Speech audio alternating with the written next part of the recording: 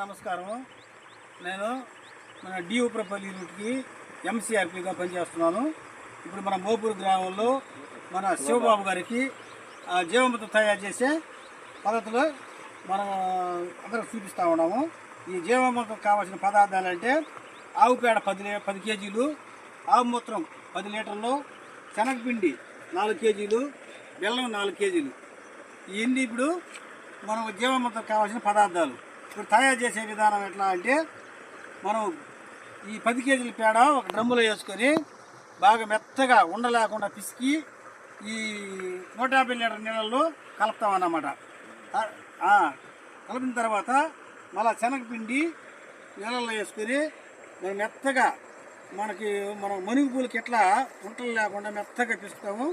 అలా పిసికి ఒక మళ్ళీ 150 లీటర్లలో పోస్తాం. తర్వాత ఆవు మూత్రం 10 లీటర్లు మనం డ్రమ్ములో పోయేసి మళ్ళీ మొత్తం మన సవి దిశలో తిప్పుతాం అన్నమాట. ఇట్లా ఉదయం 5 నిమిషాలు, సాయంత్రం 5 నిమిషాలు సవి దిశలో కట్టితో బాగా తిప్పిన తర్వాత ఒక 48 గంటల తర్వాత ఒక వారం లోపల ఎప్పుడైనా మన పొలానికి పారే నీళ్ళల్లో పూయడం దానివల్ల మన వరి కానీ ఏదైనా సరే ఇవి ఇలాగా పోసుకోవడం వల్ల భూమిలో ఉన్న పోషకాలను అభివృద్ధి చేసి మొక్కకు కావాల్సిన పోషకాలు అందించి మన పంట ఏపుగా పెరిగేదానికి మంచి దోహదపడేదానికి మనకు ఈ పద్ధతిలో తయారు చేస్తున్నాం.